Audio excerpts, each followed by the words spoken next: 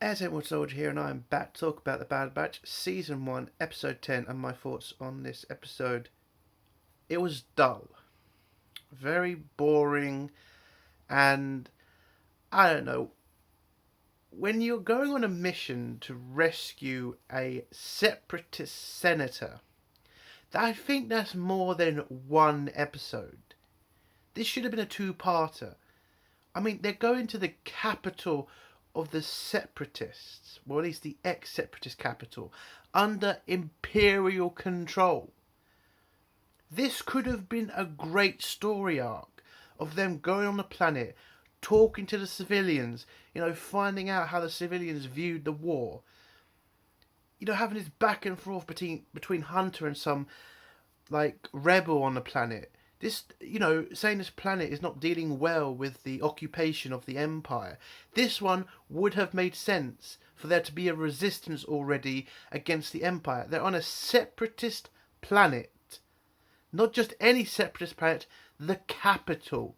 Of course there'd be so many people ready to fight the Empire, because the Empire's just taken control of their planet. They've just been defeated. This would have been great if they had a story arc that just explained how the separatists were dealing with the Empire's victory. That would have been amazing. But what did we get? A quick 20-minute episode of the Bad Batch just, stunning a few clones. That's annoying. This could have been great. But no, it was boring. The only thing I agreed with was Omega finally being taken out of the Bad Batch and told to stay where she is. But don't worry, to anybody who thinks they're going to keep Omega out of the action, no, they've pretty much at the end of this episode just cancelled that out. I mean, what the fuck? This episode could have been great, but no. And then Omega has this story arc where she's a fantastic chess player. I don't know what the chess is called in Star Wars, but she turns out she's great at strategy, so she can beat everybody. By the way, she has a hell of a lot of bounty hunters after her. And then Sid, I'll get into that when we get into major spoilers, but yeah, this episode was just dull. Just absolutely dull. For something that should have been epic, in my opinion. But I'll go through the episode now. So we start off with the Bad Batch heading back to Sid's place. Sid tells them about... No, we don't start off there. We start off on Raxus, where the Empire are telling the people of Raxus that they're there to, bring the galaxy together, to give them safety, all the old stuff the Empire usually promises planets. And the senator on the planet, the only senator that agreed to the Empire's occupation, starts to have second thoughts about it. And then when he's told to give a speech to people to calm them down, he pretty much says no to it and tells the people basically to rise up and that it's not right the Empire's here. And the Empire pretty much takes full control and does a martial law, sends in walkers, and we finally start seeing more of the real Empire, what the Republic has pretty much turned into, which is actually great, I thought. Yes, we're going to finally see how the Empire is now acting, how the clones are having to be used as, weapons against the people's freedom. What the clones are going to turn into, which is like the stormtroopers. I thought that was really interesting. And I thought we'd actually get more of it, but I was just lying to myself. Anyway, so they take the senator away, but before the senator gets before the senator gets arrested, he tells his droid to, get help, basically. And I don't understand why the clones didn't capture his droid. They just let the droid walk off. I thought that was stupid, but there you go. So the droid calls to help. It turns out the help she's called is Sid. And Sid tells the Bad Batch to go to Raxus and save this senator. But the Bad Batch don't really seem comfortable with it because it is a separatist senator and they have spent most of their life fighting the the Separatists. Again, an interesting story arc where if the characters had more time to talk to each other, we could have had a debate between a senator and a soldier about the war, what they were fighting for. Anyway, so the Bad Batch agree to go help the senator to pay off their debt to Sid. Hunter asks Sid to look after Omega because he thinks this mission is going to be dangerous. He doesn't want Omega to get hurt. I mean, we've literally had 7 episodes of Omega being in constant danger. I don't understand why now Hunter somehow has a problem with it. I mean, I agree with it.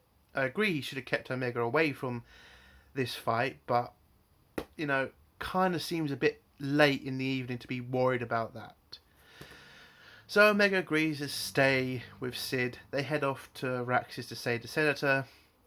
And whilst I'm just going to get Omega's stuff out of the way. So Omega and Sid have this story arc where Sid's trying to tell her to be more tough, but Sid figures out that Omega's good at tactical stuff because she wins one chess game, and then she turns out to be beating everybody on the planet, and then somehow pays off the Bad Batch's dead to Sid with all the matches he wins.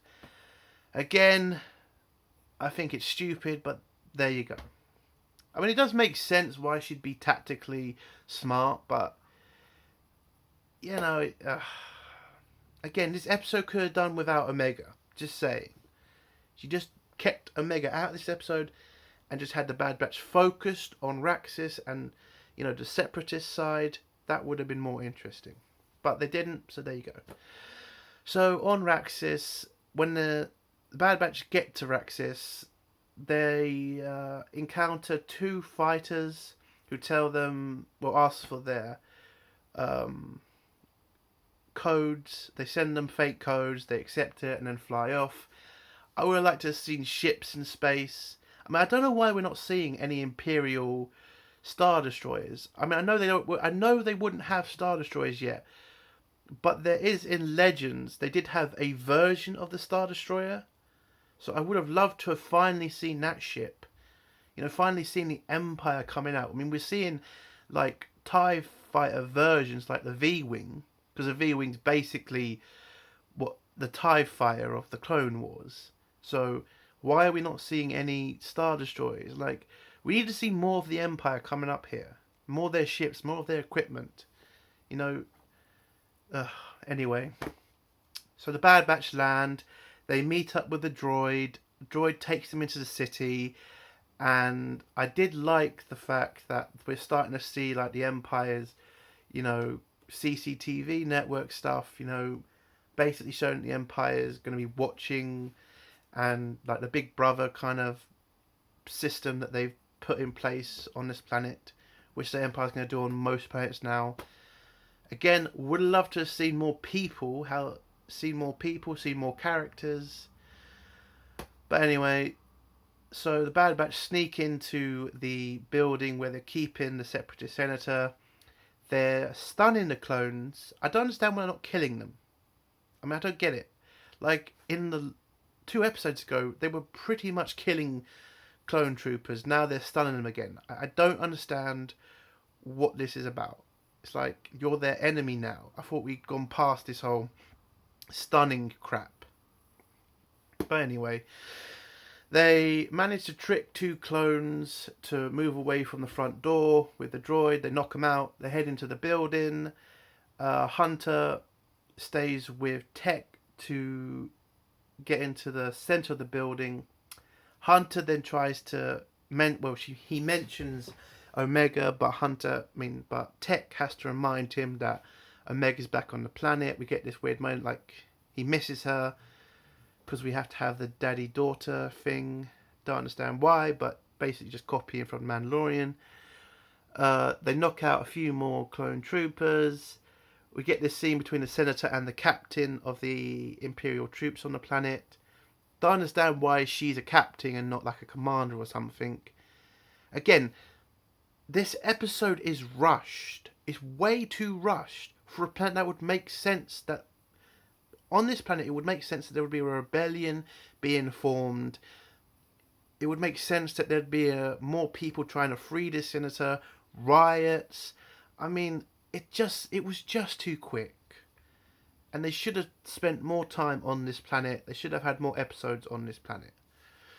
But anyway, so before the interrogation can start, the Bad Batch break in with a smoke grenade, knock out the clone troopers and knock out the captain, free the senator, get out of the building, take control of a Imperial walker. I thought it was a fun scene. I don't understand though why the clones in the walker have changed back into clone uniform. Why are they not in walker uniforms? Like, I know somebody's going to say what you want about. Like, in the Clone Wars, there was like uniforms. You had infantry clone trooper uniform, pilot clone trooper uniform, and walker clone trooper uniform. But why have they changed that? Why have they like made it too simplified now? I get why the clones are no longer have colours and stuff. Like, they're all the same because they're supposed to be turning into stormtroopers. But why would you change the uniform of the walker pilots? I don't understand. It kind of seems lazy to me for them to do that, but there you go. We get this walker chase between the Bad Batch and the clones. I thought it was alright. Didn't think it was amazing.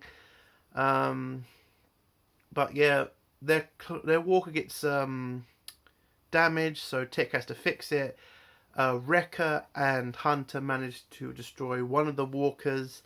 They then head back. They then fix their walker. They get to a passage where they can blow through a wall, sneak out of the city, and then when they do sneak out of the city and get to the ship, the Senator then has cold feet about leaving the planet, but the droid convinces him, and the Bad Batch convince him to leave the planet. They get back to Sid's bar. They find out what Omega's been doing, and then Hunter and Omega have this one last scene where Hunter promises if she beats him at a chess game, she gets to come on every mission from now on. And that's the end of the episode. Again, I think it was boring. This should have been a two-parter. We should have had more conversations between the Senator and the Bad Batch. We could have had a lot more great conversations in this episode about the war, about what it means for them to have lost it. But we didn't, and I think it's a massive shame. Because if this was George Lucas's time, and I'm going to say this because, again, Disney just seemed to be making cheap shit. If this was George Lucas's time, this would have been a 4-part arc where the Bad Batch would have been talking to the citizens, the Senator would have been talking to them when they had freed him, and we just would have had this massive uprising. Yes, it probably would have failed, but at least we would have had this, loads of information, finding out more of what the Separatists thought of the war. I mean, you had this type of story arc in the Clone Wars when Ahsoka went to this planet with Padme to talk to that senator of the Separatists to try and end the war. That's what this sort of stuff can do. That's what they should have done with this episode, but they just had to make it quick because Omega isn't in this episode enough. I think they just didn't want to do a story arc where Omega was taken out of the action completely, and I think that's just going to do damage to your show and just make a pointless episode. I don't know what they're going to do with the Senator afterwards. Maybe he's going to stick around and maybe we are going to get these conversations, but I think it would have been a lot more better if the Bad Batch stayed on Raxus and we just had a point of view from the Separatists about the war. It would have been epic. But that's my opinion. If you like this video, give it a like. If you dislike this video, give it a dislike. And if you like my content, please do think about subscribing. Hail the Phantom Menace, long live CG, and fuck SJWs. Bye.